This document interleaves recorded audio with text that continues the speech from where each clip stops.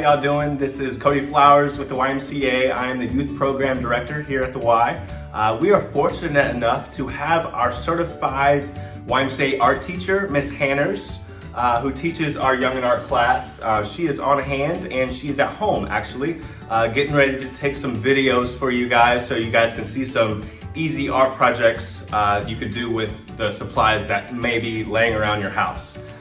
So without further ado, we're going to transition this video to her and her humble abode.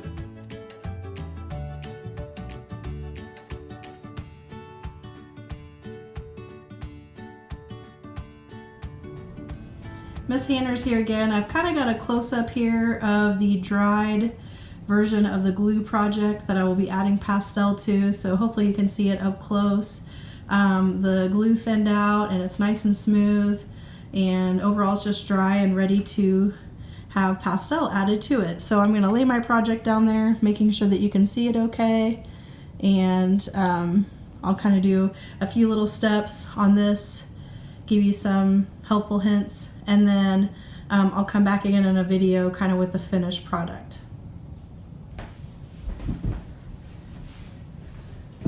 So any kind of chalk that you have at home would work, even if you only have a couple colors. Even sidewalk chalk, if that's something you only have, you could use that as well. They got it really, really cheap at the dollar store, or anywhere that you could go to if you're picking up groceries, and pick up some sidewalk chalk along the way. I happen to have some pastels here that I got from Hobby Lobby.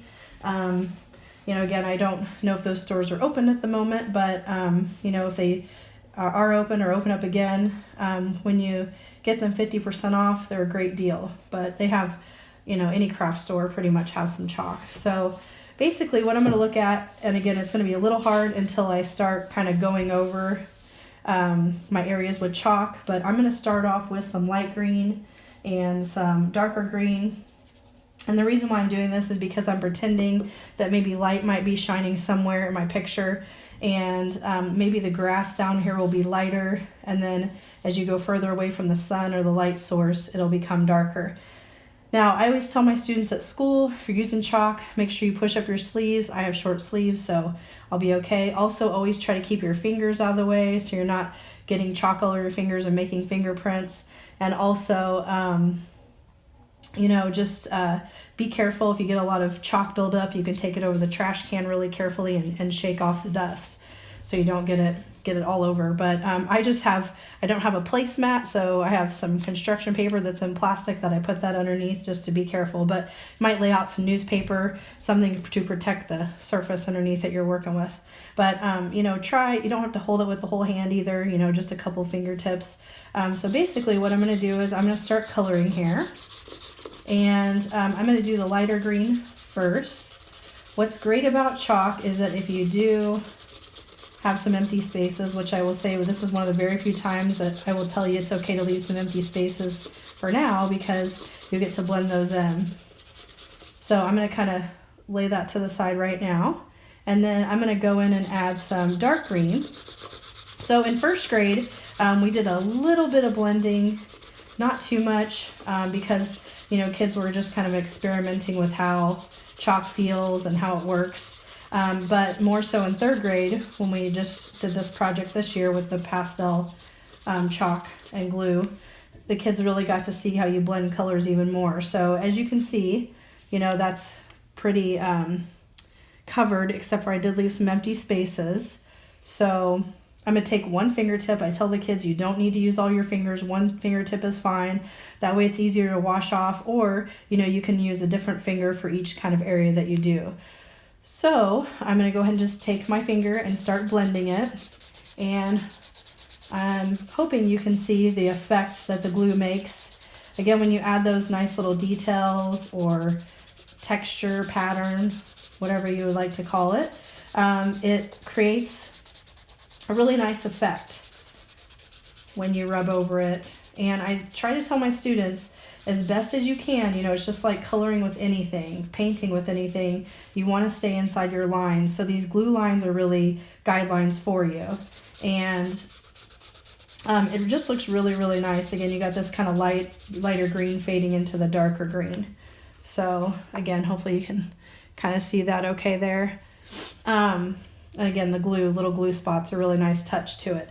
I guess I'll go ahead and do like part of the flower. Again, it's probably a little bit hard to see. Even the students, that have done it before say it's a little hard to see, when you're looking from far away, but you have the advantage to look a little closer. I just don't want to put my head in your way. But anyway, once you start putting the pastel over it, it just looks really, really cool. So I'm going to take and just add a little bit of pink here on the inside. Actually, I'm going to use it across the entire flower. And then I'm going to go back in. So that one I kind of did one color kind of side by side fading into another color. And this one I'm actually going to put another color on top of the other color of chalk. So I'm not going to go all the way out though, because I'm going to blend this. Now so you don't have to wait for me to wash out my fingertip. I'm just going to use another finger. So I'm going to go ahead and blend this lighter color first out here, which again, hopefully right away you can kind of, it's almost like magic. It like reveals the lines.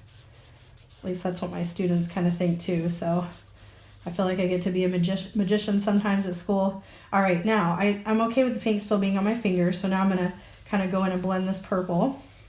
And again, this is one color on top of another color. Again, you just really want to try to get all the way up to those lines. And just kind of blending it together. So I want that pink to kind of stay in place and the purple to be a little bit more in the middle.